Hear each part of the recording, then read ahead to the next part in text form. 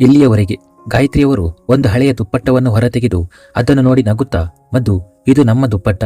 ನಾವು ಮದುವೆಯಾಗಿ ಈ ಮನೆಗೆ ಬಂದಾಗ ಇದೇ ದುಪ್ಪಟ್ಟವನ್ನು ನಮ್ಮ ತಲೆಯ ಮೇಲೆ ಹಾಕಿಕೊಂಡಿದ್ದೆವು ಮತ್ತು ಈಗ ನಮಗೆ ನಮ್ಮ ರೋಹಿತ್ನ ಹೆಂಡತಿ ಇದೇ ದುಪ್ಪಟ್ಟವನ್ನು ಹೊದ್ದು ಈ ಮನೆಗೆ ಬರಬೇಕೆಂದು ಆಸೆ ಪಡುತ್ತೇನೆ ಎಂದು ಹೇಳಿದರು. ಇದನ್ನು ಕೇಳಿ ಮಧು ನಗಲು ಪ್ರಾರಂಭಿಸಿದಳು. ಗಾಯತ್ರಿಯವರು ದುಪ್ಪಟ್ಟವನ್ನು ಮಧುಮಿತಾಳ ತಲೆಯ ಮೇಲೆ ಹೊದಿಸಿದರು. ಮಧುಮಿತಾ ಆಶ್ಚರ್ಯದಿಂದ ಅವರನ್ನು ನೋಡಲು ಪ್ರಾರಂಭಿಸಿದಳು. ಮುಂದುವರೆದ ಭಾಗ. ಅಜ್ಜಿ, ನೀವು ನನಗೆ ಇಷ್ಟು ಹೇಳಿ ಮಧುಮಿತಾ ಸುಮ್ಮನಾದಳು. ಗಾಯತ್ರಿಯವರು ಮಧುಮಿತಾಳ ತಲೆಯ ಮೇಲೆ ಕೈಯಾಡಿಸಿ, ನೀನು ತುಂಬ ಮುದ್ದಾಗಿ ಕಾಣುತ್ತಿದ್ದೀಯ.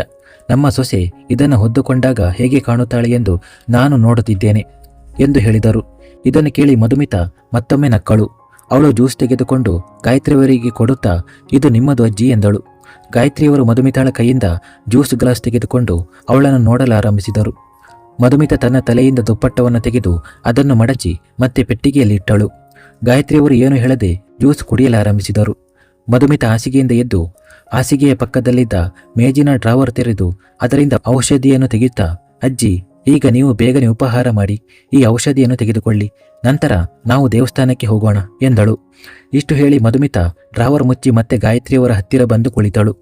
ಗಾಯತ್ರಿಯವರು ಜ್ಯೂಸ್ ಗ್ಲಾಸನ್ನು ಟ್ರೇನಲ್ಲಿಟ್ಟು ಬೌಲ್ ತೆಗೆದುಕೊಂಡು ಉಪ್ಪಿಟ್ಟನ್ನು ತಿನ್ನಲಾರಂಭಿಸಿದರು.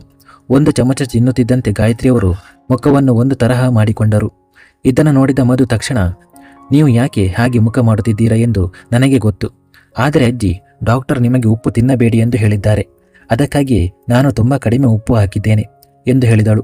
ಆಗಲೇ ಮಧುಮಿತಾಳ ಫೋನ್ ರಿಂಗ್ ಆಯಿತು. ಅವಳು ತನ್ನ ಫೋನ್ ತೆಗೆದುಕೊಂಡು ಗಾಯತ್ರಿಯವರಿಗೆ, ಬೇಗ ತಿನ್ನಿ, ಉಪಹಾರ ತಣ್ಣಗಾಗುತ್ತದೆ ಎಂದು ಹೇಳಿದಳು. ಇಷ್ಟು ಹೇಳಿ ಮಧುಮಿತಾ ಫೋನ್ ಸ್ವೀಕರಿಸಿದಳು. ಆದರೆ ಅವಳು ಹಲೋ ಅನ್ನುವ ಮೊದಲೇ ಇನ್ನೊಂದು ಕಡೆಯಿಂದ ಧ್ವನಿ ಬಂತು, ಹ್ಯಾಪಿ ಬರ್ತ್ಡೇ ಮೇರಿ ಜಾನ್ ಎಂದು. ಮಧುಮಿತಾಳ ಮುಖದಲ್ಲಿ ದೊಡ್ಡ ನಗು ಮೂಡಿತ್ತು ಮತ್ತು ಅವಳು, ನನ್ನ ಬೆಸ್ಟ್ ಫ್ರೆಂಡ್ ನನ್ನ ಹುಟ್ಟುಹಬ್ಬವನ್ನು ಎಂದಿಗೂ ಮರೆಯಲು ಸಾಧ್ಯವಿಲ್ಲ ಎಂದು ನನಗೆ ಗೊತ್ತಿತ್ತು. Thank you Meera. ಇದನ್ನು ಕೇಳಿದ ಗಾಯತ್ರಿಯವರು ಮಧುಮಿತಾಳ ಕಡೆ ನೋಡಿ, ಮಧು, ಇಂದು ನಿನ್ನ ಹುಟ್ಟುಹಬ್ಬವೇ ಮಗು ಎಂದು ಕೇಳಿದರು. ಮಧುಮಿತಾ ನಗುತ್ತಾ ತಲೆಯಾಡಿಸಿ ಒಪ್ಪಿಕೊಂಡಳು. ಫೋನ್ನ ಇನ್ನೊಂದು ಕಡೆಯಿಂದ ಮಧುಮಿತಾಳ ಗೆಳತಿ ಮೀರಾ ಹೇಳಿದಳು, ಈಗ ಬೇಗ ನಿನ್ನ ಕೆಲಸದಿಂದ ರಜೆ ತಗೋ, ನಾನು ನಿನ್ನನ್ನು ಕರೆದುಕೊಂಡು ಹೋಗಲು ಬರುತ್ತಿದ್ದೇನೆ. ನೀನು ನಿನ್ನ ಹುಟ್ಟುಹಬ್ಬವನ್ನು ಎಂದಿಗೂ ಆಚರಿಸುವುದಿಲ್ಲ. ಅದಕ್ಕಾಗಿಯೇ ಪ್ರತಿ ಬಾರಿಯಂತೆ ಈ ಬಾರಿಯೂ ನಿನ್ನ ಹುಟ್ಟುಹಬ್ಬದ ಟ್ರೀಟ್ ನನ್ನ ಕಡೆಯಿಂದ. ನಿನಗಾಗಿ ನಾನು ಇಂದು ಕಾಲೇಜಿಗೆ ಹೋಗಲಿಲ್ಲ. ಇಂದು ನಾವು ಮೊದಲು ಬೇಕರಿಗೆ ಹೋಗಿ ನಿನ್ನ ಎಲ್ಲ ನೆಚ್ಚಿನ ತಿಂಡಿಗಳನ್ನು ತಿನ್ನುತ್ತೇವೆ. ಆನಂತರ ಮಾರ್ಕೆಟ್ಗೆ ಹೋಗಿ ನಿನಗಾಗಿ ಸಾಕಷ್ಟು ಓಲೆಗಳನ್ನು ಖರೀದಿಸುತ್ತೇವೆ ಮತ್ತು ರಾತ್ರಿ ಬೇಕರಿಗೆ ಹೋಗಿ ಕಚೋರಿ ತಿನ್ನೋಣ ಎಂದು ಹೇಳುತ್ತಾಳೆ. ಮಧುಮಿತಾ ಮುಖ ಸಿಂಡರಿಸಿಕೊಂಡು ಹೇಳಿದಳು, ಇಷ್ಟೆಲ್ಲ ಯೋಜನೆ ಮಾಡೋ ಮೊದಲು ಒಮ್ಮೆ ನನ್ನನ್ನು ಕೇಳಬಹುದಿತ್ತಲ್ಲ. ನಾನು ಬರಲು ಸಾಧ್ಯವಿಲ್ಲ ಎಂದು ನಿನಗೆ ಗೊತ್ತಿದೆಯಲ್ಲ, ಮತ್ತು ಅಮ್ಮನಿಗೆ ತಿಳಿದರೆ ಅವರು ತುಂಬ ಕೋಪಗೊಳ್ಳುತ್ತಾರೆ ಎಂದು ಹೇಳುತ್ತಾಳೆ.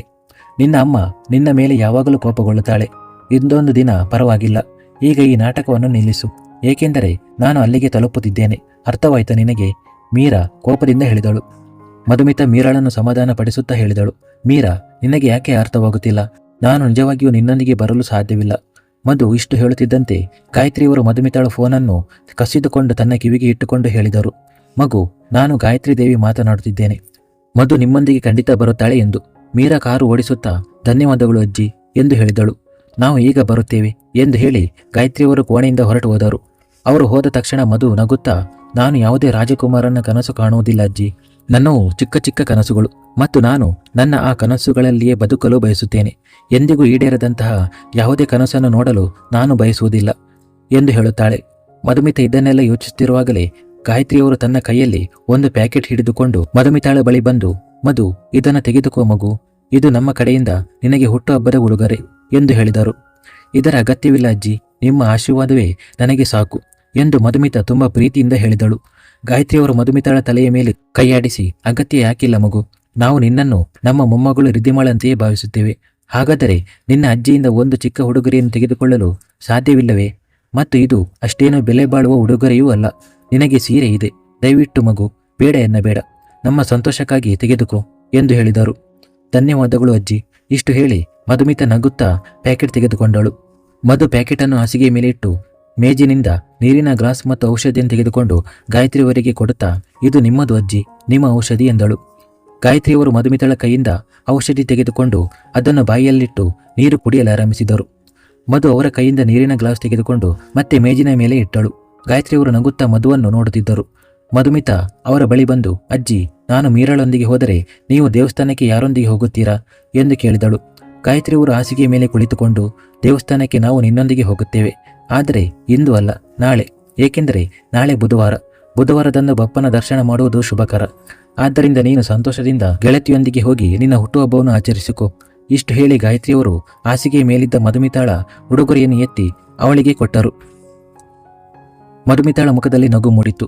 ನೀನು ನಗುತ್ತಿರುವಾಗ ತುಂಬ ಮುದ್ದಾಗಿ ಕಾಣುತ್ತೀಯ ಎಂದು ಗಾಯತ್ರಿಯವರು ಮತ್ತೆ ಹೇಳುತ್ತಾರೆ. ಮಧುಮಿತ ಏನು ಹೇಳದೆ ನಗುತ್ತಾ ಹೊರಡಲು ತಿರುಗಿದ ತಕ್ಷಣ ಅವಳ ದುಪ್ಪಟ್ಟದಿಂದ ಟೇಬಲ್ ಮೇಲಿದ್ದ ಗಾಜಿನ ಗ್ಲಾಸ್ ಕೆಳಗೆ ಬಿದ್ದು ಒಡೆದು ಹೋಗುತ್ತದೆ. ಮಧುಮಿತ ತಕ್ಷಣ ತಿರುಗಿ ನೋಡಿ ಮುಗ್ಧತೆಯಿಂದ ಹೇಳಿದಳು, ಐ ಆಮ್ ಸಾರಿ ಅಜ್ಜಿ ಎಂದು. ಗಾಯತ್ರಿಯವರು ನಕ್ಕು, ನಾನು ಅದನ್ನೇ ಯೋಚಿಸುತ್ತಿದ್ದೆ, ಇಂದು ಈ ಪವಾಡ ಹೇಗಾಯಿತು ಎಂದು. ನಿನ್ನಿಂದ ಇನ್ನೂ ಏನೂ ಒಡೆಯಲಿಲ್ಲವಲ್ಲ ಎಂದು ಹೇಳಿದರು. ಮಧು ತಲೆ ತಗ್ಗಿಸಿದಳು. ಆಗ ಗಾಯತ್ರಿಯವರು ಮತ್ತೆ, ಹೋಗು ಮಗಳೇ, ನಾವು ನಿಮ್ಮ ಸಂಬಳದಿಂದ ಈ ಗ್ಲಾಸ್ನ ಹಣವನ್ನು ಕಳೆಯುವುದಿಲ್ಲ, ಇಂದಿನ ರಜೆಯ ಹಣವನ್ನು ಕಳೆಯುವುದಿಲ್ಲ ಎಂದು ಹೇಳಿದರು. ಮಧುಮಿತ ನಗುತ್ತಾ ಅಲ್ಲಿಂದ ಹೊರಟು ಹೋದಳು. ಗಾಯತ್ರಿಯವರು ನಗುತ್ತಿದ್ದರು. ಮಧುಮಿತ ತನ್ನ ಬ್ಯಾಗನ್ನು ಹೆಗಲಿಗೆ ಹಾಕಿಕೊಂಡು ತನ್ನ ಮುರಿದ ಚಪ್ಪಲಿಗಳನ್ನು ಕೈಯಲ್ಲಿ ಹಿಡಿದುಕೊಂಡು ಓಡುತ್ತಾ ಗಾಯತ್ರಿ ನಿವಾಸದ ಮುಖ್ಯ ದ್ವಾರವನ್ನು ತಲುಪಿದಳು. ಅವಳ ದೃಷ್ಟಿ ಮೀರಾ ಮೇಲೆ ಬಿತ್ತು. ಮೀರಾ ಕಪ್ಪು ಜೀನ್ಸ್ ಮತ್ತು ಕೆಂಪು ಬಣ್ಣದ ಟಾಪ್ ಧರಿಸಿದ್ದಳು. ಅವಳು ತನ್ನ ಕಾರಿಗೆ ಬೆನ್ನು ಹಾಕಿ ತನ್ನ ಕೈಯ ಗಡಿಯಾರವನ್ನು ನೋಡುತ್ತಾ ಮಧು ಬರುವುದನ್ನು ಕಾಯುತ್ತಿದ್ದಳು. ಅವಳ ದೃಷ್ಟಿ ಮಧುಮಿತ ಮೇಲೆ ಬಿದ್ದ ತಕ್ಷಣ ಅವಳು ನಗುತ್ತಾ ಅವಳ ಕಡೆಗೆ ಓಡಿ ಹೋಗಿ ಅವಳನ್ನು ಅಪ್ಪಿಕೊಂಡು ಹ್ಯಾಪಿ ಬರ್ತ್ಡೇ ಎಂದು ಹೇಳಿದಳು. ಮಧುಮಿತಾಳ ಕೈಯಿಂದ ಅವಳ ಮುರಿದ ಚಪ್ಪಲಿಗಳು ಜಾರಿ ಬಿದ್ದವು ಮತ್ತು ಅವಳು ಕೂಡ ಮೀರಾಳನ್ನು ಬಿಗಿಯಾಗಿ ಅಪ್ಪಿಕೊಂಡಳು. ಮೀರಾ ಮಧುಮಿತಾಳನ್ನು ತನ್ನಿಂದ ದೂರ ಸರಿಸಿ, ಈ ಚಪ್ಪಲಿಗಳನ್ನು ಕೈಯಲ್ಲಿ ಹಿಡಿದುಕೊಂಡು ಯಾಕೆ ಓಡಾಡುತ್ತಿದ್ದೀಯಾ ಎಂದು ಕೇಳಿದಳು.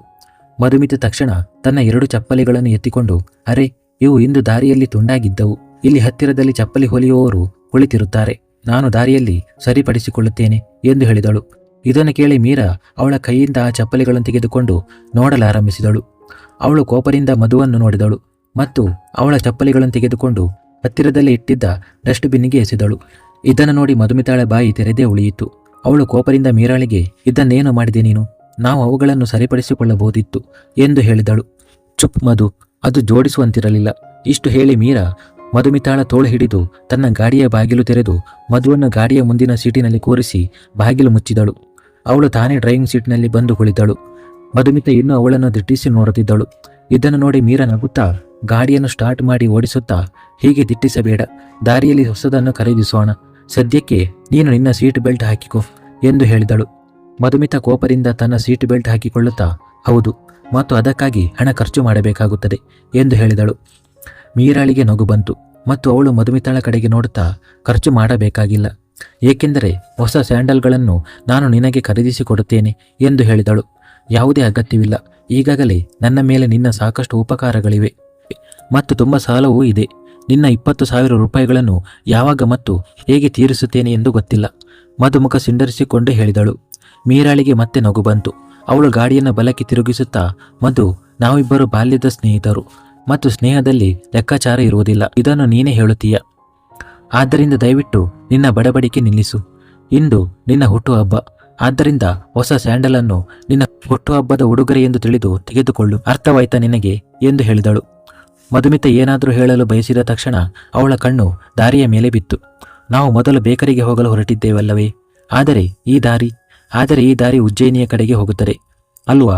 ಮೀರಾ ಮಧುಮಿತಾಳ ಮಾತನ್ನು ಮಧ್ಯದಲ್ಲೇ ಕತ್ತರಿಸಿ ಕೇಳಿದಳು. ಮಧುಮಿತ ಆಶ್ಚರ್ಯದಿಂದ ಮೀರಾಳನ್ನು ನೋಡಲಾರಂಭಿಸಿದಳು. ಮೀರಾ ನಗುತ್ತಾ ಮತ್ತೆ ಹೇಳಿದಳು, ನೀನು ಈಶ್ವರ ದೇವರನ್ನು ತುಂಬ ನಂಬುತ್ತೀಯಲ್ಲ, ಅದಕ್ಕಾಗಿಯೇ ನಾವು ಉಜ್ಜಯಿನಿಯ ಮಹಾಕಾಳ ಮಂದಿರಕ್ಕೆ ಹೋಗುತ್ತಿದ್ದೇವೆ, ಬಾಬಾ ಮಹಾಕಾಳನ ದರ್ಶನ ಮಾಡಲು ಎಂದು ಹೇಳುತ್ತಾಳೆ. ನಿನಗೆ ಹುಚ್ಚು ಹಿಡಿದಿದೆಯಾ? ನಾನು ಹೀಗೆ ನನ್ನ ಮನೆಯವರಿಗೆ ತಿಳಿಸದೆ ನಗರದಿಂದ ಹೊರಗೆ ಹೇಗೆ ಹೋಗಬಹುದು? ಮತ್ತು ನಿನಗೆ ನನ್ನ ಅಮ್ಮನ ಬಗ್ಗೆ ಚೆನ್ನಾಗಿ ಗೊತ್ತಿದೆ. ಅವರಿಗೆ ತಿಳಿದರೆ ಏನಾಗುತ್ತದೆ ಎಂದು ನಿನಗೆ ಗೊತ್ತಿದೆ. ದಯವಿಟ್ಟು ಗಾಡಿಯನ್ನು ಹಿಂತಿರುಗಿಸು, ನಾನು ಉಜ್ಜಯಿನಿಗೆ ಹೋಗೋದಿಲ್ಲ, ಮಧುಮಿತ ಕಂಗಾಲಾಗಿ ಹೇಳಿದಳು. ಮೀರಾ ಕೋಪದಿಂದ, ಚುಪ್ ಮಧು, ಉಜ್ಜಯಿನಿ ಲಂಡನ್ನಲ್ಲಿಲ್ಲ, ಇಂದೋರ್ನಿಂದ ಕೇವಲ 1 ಗಂಟೆಯಲ್ಲಿ ನಾವು ಉಜ್ಜಯಿನಿ ತಲುಪುತ್ತೇವೆ ಎಂದು ನಿನಗೆ ಚೆನ್ನಾಗಿ ಗೊತ್ತಿದೆ. ಈಗ ಕೇವಲ ಬೆಳಿಗ್ಗೆ 11 ಗಂಟೆಯಾಗಿದೆ. ನಾವು 12 ಗಂಟೆಯೊಳಗೆ ಮಹಾಕಾಳ ಮಂದಿರ ತಲುಪಿ ದರ್ಶನ ಮಾಡಿ 2 ಗಂಟೆಯೊಳಗೆ ಇಂದೋರ್ಗೆ ಹಿಂತಿರುಗುತ್ತೇವೆ. ನಿನ್ನ ಅಮ್ಮನಿಗೆ ಏನೋ ಗೊತ್ತಾಗೋದಿಲ್ಲ. ಮತ್ತು ಹೇಗಿದ್ದರೂ ನಾನು ನಿನಗಾಗಿ ಅಲ್ಲ, ನನಗಾಗಿ ಅಲ್ಲಿಗೆ ಹೋಗುತ್ತಿದ್ದೇನೆ. ಪರೀಕ್ಷೆ ತಲೆ ಮೇಲಿದೆ, ನಿನಗೇನು ಚಿಂತೆ ಇರುವುದಿಲ್ಲ. ಆದರೆ ನಾನು ಪಾಸ್ ಆಗದಿದ್ದರೆ ನನ್ನಪ್ಪ ನನಗೆ ಮದುವೆ ಮಾಡಿಸುತ್ತಾರೆ. ಮಹಾಕಾಳೇಶ್ವರ ಮಂದಿರದಲ್ಲಿ ಎಲ್ಲರ ಆಸೆಗಳು ಈಡೇರುತ್ತವೆ. ನೀನು ನಿನಗಾಗಿ ಕನಸಿನ ರಾಜಕುಮಾರನನ್ನು ಕೇಳಿಕೊ ಮತ್ತು ನಾನು ಪರೀಕ್ಷೆಯಲ್ಲಿ ಉತ್ತಮ ಅಂಕಗಳು ಸಿಗಲಿ ಎಂದು ಬೇಡುತ್ತೇನೆ. ಇಬ್ಬರ ಕೆಲಸವೂ ಆಗುತ್ತದೆ ಎಂದು ಹೇಳಿದಳು. ಮಧುಮಿತಾ ನಕ್ಕಿದಳು. ಅವಳು ನಗುವುದನ್ನು ನೋಡಿ ಮೀರಾ ಕೂಡ ನಗಲಾರಂಭಿಸಿದಳು. ಮಧುಮಿತಾ ಹಿಂದಿನ ಸೀಟಿನಲ್ಲಿ ಒಂದು ಬಾಕ್ಸ್ ಇದೆ, ಅದನ್ನು ತೆಗೆದುಕೋ. ಮೀರಾ ಇಷ್ಟು ಹೇಳಿದಾಗ ಮಧುಮಿತಾ ತಿರುಗಿ ಹಿಂದಕ್ಕೆ ನೋಡಿದಳು ಮತ್ತು ಸೀಟಿನ ಮೇಲಿದ್ದ ಬಾಕ್ಸ್ ತೆಗೆದುಕೊಂಡು ಅದನ್ನು ತೆರೆಯಲಾರಂಭಿಸಿದಳು. ಬಾಕ್ಸ್ನಲ್ಲಿ ಹೊಸ ಸ್ಯಾಂಡಲ್ ಇತ್ತು. ಮಧುಮಿತಾ ನಗುತ್ತಾ, ಓಹೋ, ಹಾಗಾದರೆ ನೀನು ಅದಕ್ಕಾಗಿಯೇ ನನ್ನ ಚಪ್ಪಲಿಯನ್ನು ಎಸೆದಿದ್ದೀಯಾ ಎಂದು ಹೇಳಿದಳು. ಮೀರಾ ಗಾಡಿಯನ್ನು ಎಡಕ್ಕೆ ತಿರುಗಿಸುತ್ತಾ, ಹೌದು, ಏಕೆಂದರೆ ನಿನ್ನ ಚಪ್ಪಲಿಗಳು ತಮ್ಮ ಕೊನೆಯ ಉಸಿರನ್ನು ಎಳೆಯುತ್ತಿವೆ ಮತ್ತು ಯಾವುದೇ ಸಮಯದಲ್ಲಿ ನಿನಗೆ ಮೋಸ ಮಾಡಬಹುದು ಎಂದು ನಿನಗೆ ಕಾಣಿಸಲಿಲ್ಲ, ಆದರೆ ನನಗೆ ಕಾಣಿಸಿತ್ತು. ಅದಕ್ಕಾಗಿಯೇ ನಿನಗಾಗಿ ನಿನ್ನೆ ಇದನ್ನು ಖರೀದಿಸಿದ್ದೆ. ಹೇಗಿದೆ ಎಂದು ಹೇಳಿದಳು. ಮಧು ಬಾಕ್ಸನ್ನು ಮತ್ತೆ ಹಿಂದಕ್ಕೆ ಇಟ್ಟು ಸ್ಯಾಂಡಲ್ ಧರಿಸುತ್ತಾ, ತುಂಬ ಸುಂದರವಾಗಿದೆ ಎಂದು ಹೇಳಿದಳು. ಮೀರಾ ನಕ್ಕಿದಳು ಮತ್ತು ಹೇಳಿದಳು, ಮಧು, ಇಂದು ನಿನ್ನ ಹುಟ್ಟುಹಬ್ಬ, ಆದ್ದರಿಂದ ದಯವಿಟ್ಟು ಇಂದು ಕನಿಷ್ಠ ದೇವರಲ್ಲಿ ನಿನಗಾಗಿ ಏನಾದರೂ ಕೇಳಿಕೊ. ಇಲ್ಲದಿದ್ದರೆ ನೀನು ಯಾವಾಗಲೂ ಕೇವಲ ಇತರರ ಬಗ್ಗೆ ಮಾತ್ರ ಯೋಚಿಸುತ್ತೀಯ ಎಂದು ಹೇಳಿದಳು. ನನಗಾಗಿ ಕೇಳಲು ನೀನು ಇದ್ದೀಯಲ್ಲ, ಹಾಗಾದರೆ ನಾನು ಕೇಳುವ ಅಗತ್ಯವೇನಿದೆ? ಇಂದು ಕೂಡ ನೀನು ನನಗಾಗಿಯೇ ಎಲ್ಲಿಗೆ ಹೋಗುತ್ತಿದ್ದೀಯ ಎಂದು ನನಗೆ ಚೆನ್ನಾಗಿ ಗೊತ್ತಿದೆ. ಮಧುಮಿತಾ ತುಂಬ ಪ್ರೀತಿಯಿಂದ ಮೀರಾಳ ಕಡೆಗೆ ನೋಡಿ ಹೇಳಿದಳು. ಮೀರಾ ನಗಲಾರಂಭಿಸಿದಳು ಮತ್ತು ಹೇಳಿದಳು, ಸರಿಯಾಗಿ ಹೇಳಿದೆ ನೀನು. ಇಂದು ನಾನು ನಿನಗಾಗಿ ದೇವರಲ್ಲಿ ಒಂದು ಸಂಗಾತಿಯನ್ನು ಕೇಳಲು ಹೋಗುತ್ತಿದ್ದೇನೆ. ಅವನು ಕೇವಲ ನಿನ್ನ ಬಗ್ಗೆ ಮಾತ್ರ ಯೋಚಿಸಬೇಕು, ನಿನ್ನ ಕಾಳಜಿ ವಹಿಸಬೇಕು, ನೀನು ಹೇಳದೆಯೇ ನಿನ್ನ ಪ್ರತಿ ಆಸೆಯನ್ನು ಪೂರೈಸಬೇಕು ಮತ್ತು ನಿನ್ನನ್ನು ತುಂಬ ತುಂಬ ತುಂಬ ಪ್ರೀತಿಸಬೇಕು. ಮಧುಮಿತಾ ನಗುತ್ತಾ ಹೇಳಿದಳು, ನನ್ನ ಅದೃಷ್ಟ ಅಷ್ಟೊಂದು ಚೆನ್ನಾಗಿಲ್ಲ ಮೀರಾ. ಹಾಗಿದ್ದಿದ್ದರೆ ಹುಟ್ಟಿದಾಗಲೇ ನನ್ನ ಹಣೆಯ ಮೇಲೆ ಅಕ್ರಮ ಎಂಬ ಪದ ಬರೆದಿರುತ್ತಿರಲಿಲ್ಲ. ಅಪ್ಪ ನನ್ನ ಉಳಿಸಿದ ಶಿಕ್ಷೆಯನ್ನು ಅನುಭವಿಸುತ್ತಾ ಇರುತ್ತಿರಲಿಲ್ಲ. ನನ್ನನ್ನು ಸಾಕಿದ ಅಮ್ಮ ಹೀಗೆ ನನ್ನನ್ನು ದ್ವೇಷದ ಕಣ್ಣುಗಳಿಂದ ನೋಡುತ್ತಾ ಇರುತ್ತಿರಲಿಲ್ಲ. ಹೀಗೆ ಬದುಕುವುದಕ್ಕೆ ನನಗೆ ಅಭ್ಯಾಸವಾಗಿದೆ ಮತ್ತು ನಾನು ಹೀಗೆಯೇ ತುಂಬ ಸಂತೋಷವಾಗಿದ್ದೇನೆ. ಪ್ರೀತಿ ಮನುಷ್ಯನ ಜೀವನವನ್ನು ಬದಲಾಯಿಸುತ್ತದೆ ಎನ್ನುತ್ತಾರೆ. ಆದರೆ ಇದೇ ಪ್ರೀತಿ ನನ್ನ ಹುಟ್ಟುವ ಮೊದಲೇ ನನ್ನಿಂದ ಎಲ್ಲವನ್ನು ಕಸಿದುಕೊಂಡಿತು.